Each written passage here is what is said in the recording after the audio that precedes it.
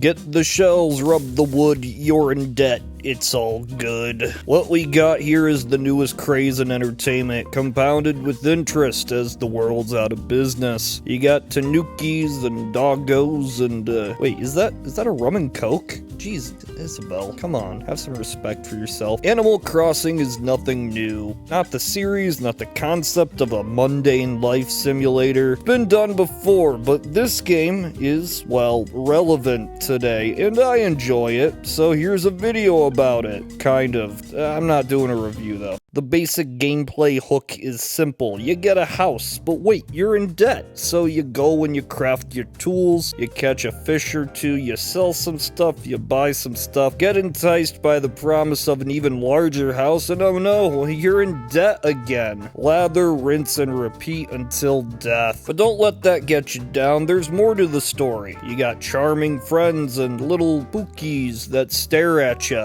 Make some art, make enemies, make love. It's all up in the air as you mold this island in your own glorious image. The simple-minded masses go along with all your demands. After all, without you, they'd all be dead on this godforsaken rock. Hold a few celebrations to keep up morale. For a little bit, it seems like, hey, this is all good, you're in charge. Free to do what you want to whoever you want to do. But between the catching of butterflies, the harvesting of fruits, strolls through the museums and public squabbles, you can't help but feel like you might just be a puppet on a string. Yes, there's conveniences, pleasures brought about here, the daily events and the superfluous chores. But maybe they're just here to make us forget, well, why are we here? I mean, right after reaching this destination, we're told that to survive, we must go in debt. Oh, a mysterious figure and his goons who can provide us with basic necessities, the things we need to survive. See, this is systematic indentured servitude, which was commonplace in the 17th century. In a standard contract of this type, travel costs are paid for by an employer, and once you arrive, you're forced to work to pay off your debts. This can take a while, though, as the employer is in complete control in defining how much a day's work is worth, and servitude isn't the only antiquated business practice this prick is privy to. See, on this island, currency is localized, distributed via the Nook and his business associates. This is called company scrip, money that can only be exchanged for goods at company-owned businesses. This means the business determines the value of products from general compensation. This was used in isolated coal and lumber camps primarily in the 1800s. You'd see companies hike up prices to keep workers in perpetual poverty. If you don't have money, you can't leave. So you're just kind of stuck there, working forever. Here we have bells to exchange and Nook miles as a loyalty program. We do all this work to receive the corporate-backed currency that allows us to buy things to prolong our life so we can keep working. Well, a happy worker is a hard worker, and Nook does take this into account when developing his internment strategy. See, the human mind generally needs a sense of worth, of accomplishment to be happy. You gotta be productive and do some stuff every day. It's necessary to have a healthy,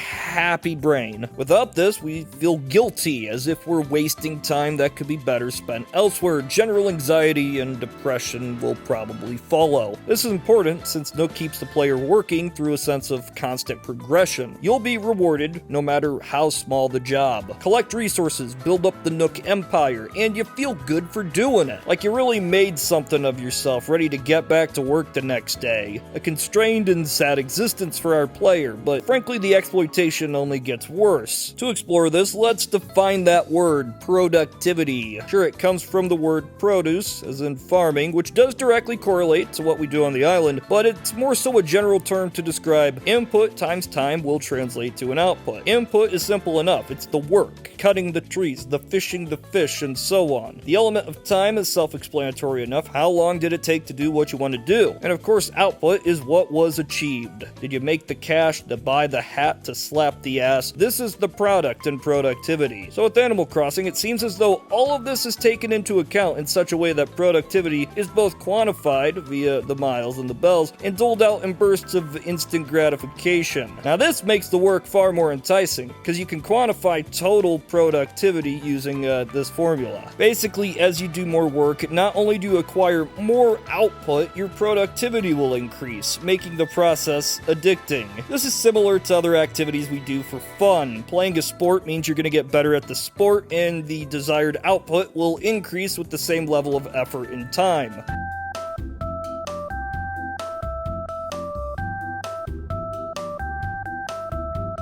See, in the past, people would excessively partake in stuff like lawn care, woodworking, washing the car, pseudo-productive tasks with minimum time consumption and effort. They do this because once you finish a 9-to-5 workday, where else are you going to get that feeling? I mean, you could try and do something really productive, like learn a new skill or something, but that's usually too hard. It takes a lot of time, and I'm just tired. And that's when I realized Nook's plan here is really more of a metaphor for our own lives. It's so easy to find another pseudo-productive outlet to give that semblance of accomplishment with minimum effort. In this game, it's just mowing the lawn. You're not really doing anything that important, but who cares? You do the chores, you sing a song, enjoy the night. We can't leave this place. Our lives are just cogs in the grand machine of the Tanuki Empire, but just try to enjoy it anyway, okay? But if you step on my lawn again, Sherry, I'll beat your ass. This is Tyler of Knowledge Hub.